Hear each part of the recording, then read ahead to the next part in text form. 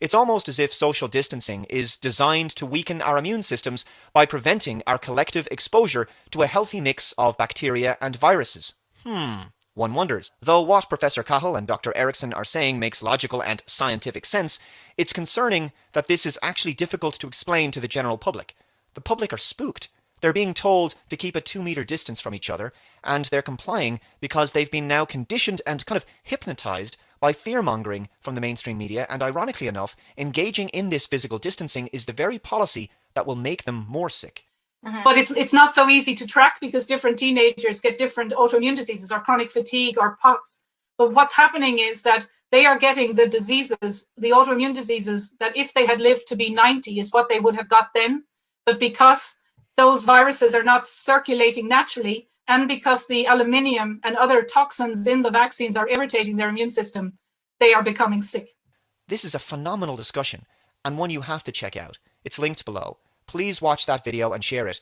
It's on Gran Torino's channel, and he's also told me that you have his permission to download that video and re-upload it everywhere, and make sure as many people as possible see it. So, ironically enough, all of this recent talk in the media and by politicians about the handshake going away, it's actually disastrous for us. Never before have human beings attempted to legislate for the exact proximity distance that we should be permitted to be from another human being. And I'm worried that some very sinister mass behavior modification and social engineering psychological manipulation is taking place, and at a foundational level, human behavior is being altered. On one hand, it makes some kind of intuitive sense to people to stay away from other people, keeping one's 2-meter distance because you don't want to get the virus, right? And yet, if you do that, you'll be exposed to none of the useful bacteria and viruses that help to keep a healthy immune system, and then, when an opportunistic virus comes along, you'll get really sick. If we cut out all physical contact in public, distancing ourselves, no longer rubbing shoulders on the bus, or in the pub, or the sports stadium, or down the street, whatever. If people stop hugging, or kissing on the cheeks when they meet each other, no more handshakes, etc., we're going to weaken our immune systems, and then bring about the very widespread kinds of diseases and illnesses we were seeking to avoid in the first place. So this should make perfect sense. After all, we are mammals, social animals, and we evolved to be in contact with each other in groups, in herds, etc. We can observe this in all other animals. We're not supposed to be solitary. Now, I understand a small percentage of you might be antisocial or live like hermits to one degree or another, but I'm speaking about humanity in general, obviously. The dangerous component to these government mandates around social distancing is that during a crisis like after 9/11, people want to believe that decisive action is being taken by their leaders. This is despite the fact that we now know that this virus is no more fatal than a seasonal influenza, and yet the public at large, who only consume mainstream media fear-mongering content, seem to believe that this is the Spanish flu meets the bubonic plague. This has created confusion. Now, confusion is actually a really big problem, because when the masses are confused, they're actually easier to propagandize.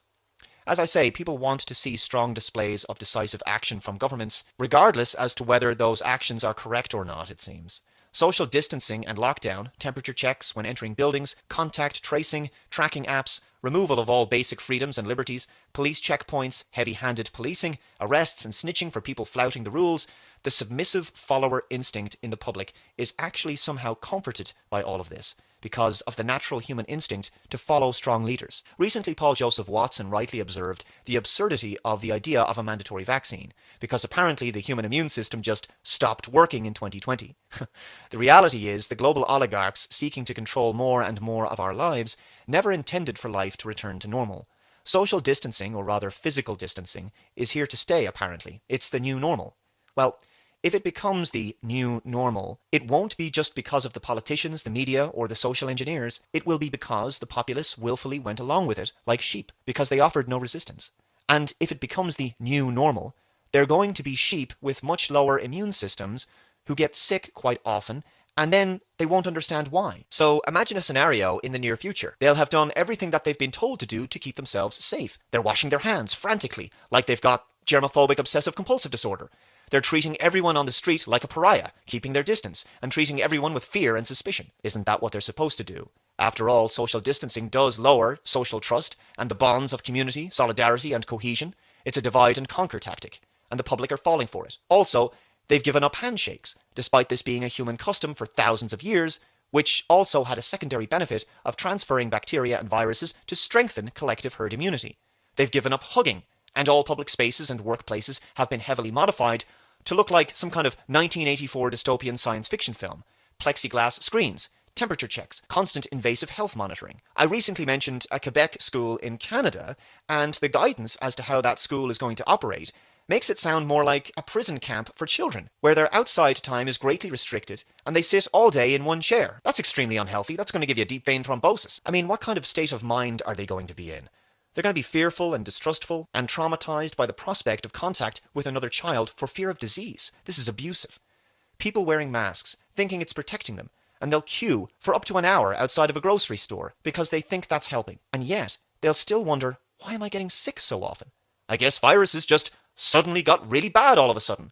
I guess we now live with regular Spanish flus. I guess we have to take mandatory vaccines now. What did human beings ever do for tens of thousands of years before Big Pharma came along? The media will also tell them that the only way to restore the economy, which this manufactured crisis has crashed, of course, is to take the vaccine. Because that way, all people in all industries can return to work again. And business people needing to travel in and out of the country will be able to do that again once everybody has the vaccine. They'll be led to believe that only vaccines can protect them and keep them safe and healthy. I do, however, believe that at that point, there will come a kind of dawning on the public. And this realization will be backed up by the data and by research from scientists and doctors who will come forward and explain the devastating societal impact of social distancing and the needless suffering it will have caused. So, though I'm cautiously optimistic that this dystopian social distancing can be refuted and reversed, the issue is the long-term damage and psychological trauma it will cause. And children could be especially made hyper-aware of germs in their formative years. This could have significant consequences in later life, because to me, the hypervigilance that people are showing by social distancing, it's almost become a kind of superstition. Here was a video from China that I found deeply troubling. Now, to what extent do you think will Western nations and public schools adopt this kind of hysteria?